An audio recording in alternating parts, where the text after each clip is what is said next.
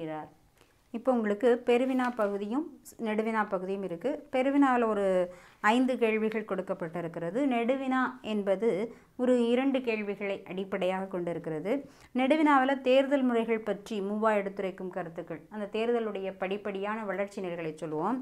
இந்த மனித வாழ்வு பெரிது எனும் அடிப்படையில் மூவா உரைக்கும் எதிர்கால கனவு, அந்த 2 கேள்வியும் 2 பின்பகுதி, பாடத்தினுடைய பின்பகுதியை மையமாக கொண்டு அமைக்கப்பட்டிருக்க கேள்விகள். முன்பகுதியாக அந்த பெருவினாவினுடைய கேள்விகள் முழுவதும் அமைந்து விடுகிறது. முன்னேற்றம் என்பது பற்றி மூவா உரைப்பன யாவை? முதல் கேள்வி பெருவினாவில். 2வது கேள்வி முதல் தடுமாற்றம் என்று மூவா குறிப்பது யாது? அப்புறம் தேர்தல் ஒரு தடுமாற்றமே என்று மூவா உரைப்பவற்றை விளக்குக. எல்லாம் மூவா சொல்வதைத்தான் சொல்ல வேண்டும். ஒரு படி முன்னேற்றம் என்று மூவா உரைப்பது யாது?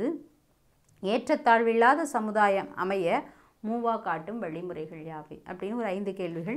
முதல் கேள்விக்கு நம்ம முன்னேற்றம் என்பது பற்றி மூவா உரைப்பன யாவை அப்படின்னா உங்களுடைய பக்க 169 அதனுடைய விடைத்தெரிவு மாதிரியாக கொடுக்கப்பட்டிருக்கிறது. உலகம் முன்னேறுகிறது என்றால் அந்த மலையும் காடும் நான் ஏற்கனவே சொன்ன மாதிரி மலையும் காடும் முன்னேறுறது கிடையாது. மக்களுடைய முன்னேற்றம், அதைத்தான் மேற்காட்ட வேண்டும். அந்த மக்கள் எப்படி முன்னேறுகிறார்கள்? முதல்ல என்ன பண்ணுவாங்க? முன்னேறுகின்ற பொழுது ஒரு படிநிலை தடுமாற்றம் ஏற்படும். அந்த தடுமாற்றத்தை எதிர்கொண்டு அதிலிருந்து பெற்ற அனுபவத்தை வைத்து அறிவுத்திறன் என்று அதை தான் இங்கே கொடுத்தாச்சு. தடுமாறி புதிய அறிவும் ஊக்கமும் பெற்று மனிதர் முன்னேறி வருகின்றனர். அதுதான் நமக்கெல்லாம் நம்பிக்கையும் உறுதியையும் அளித்து வருகிறது. அப்படிப்பட்ட முன்னேற்றம் தான் நல்ல முன்னேற்றம் அப்படிங்கிறத பதிலாக எழுத வேண்டும். அடுத்தது பாருங்க, முதல் தடுமாற்றம் என்று குறிப்பது யாது? நான் ஏற்கனவே சொன்ன மாதிரி இதை ஒரு ஓமை மூலமாக தான் எழுதணும். ஒரு சிறுவனுடைய ஆரம்ப கால வாழ்க்கை எழுதுகோளும் பலகையும் வாழ்வு என்று நினைத்து கொண்டிருக்கிறான். அந்த எழுதுகோளும் பலகையும் வாழ்வு அல்ல என்பதை அவன் படிப்படியாக உணர்ந்து கொண்டு என்ன செய்கின்றான்? வாழ்வில் எழுத்தறிவு தான் முதல் படி முன்னேற்றம். நம்மளுடைய வாழ்க்கையினுடைய முதல் ஆதாரம் நாம் எழுத்த தெரிஞ்சு கொண்டதுனால தான். எழுதுகோலும் பலகையும் அல்ல என்பதை தெளிகின்ற நிலைதான் அந்த 2வது கேள்விக்கான விடை. சரி, அப்புறம் பாருங்க, முதல் தடுமாற்றம் அதான் அந்த சிறுவனுடைய நிலை. தேர்தலும் ஒரு தடுமாற்றமே.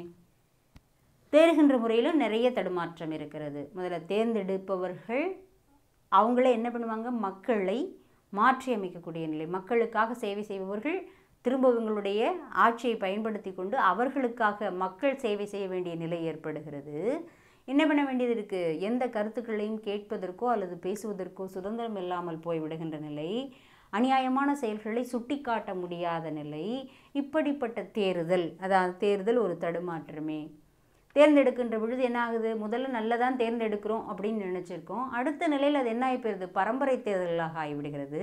இல்லைன்னா பரம்பரை தேர்தல்களை விடுத்து ஒரு தனிப்பட்ட கட்சி தேர்ந்தெடுத்து தேர்வில் வெற்றி பெற்றால் அது என்ன ஆயிடுது? தன்னுடைய கௌரவத்தையும் செல்வத்தையும் தேக்கி வைத்து கொள்ள வேண்டும் என்று தனது அடுத்த படிநிலைகளை தொடங்கி விடுகிறது.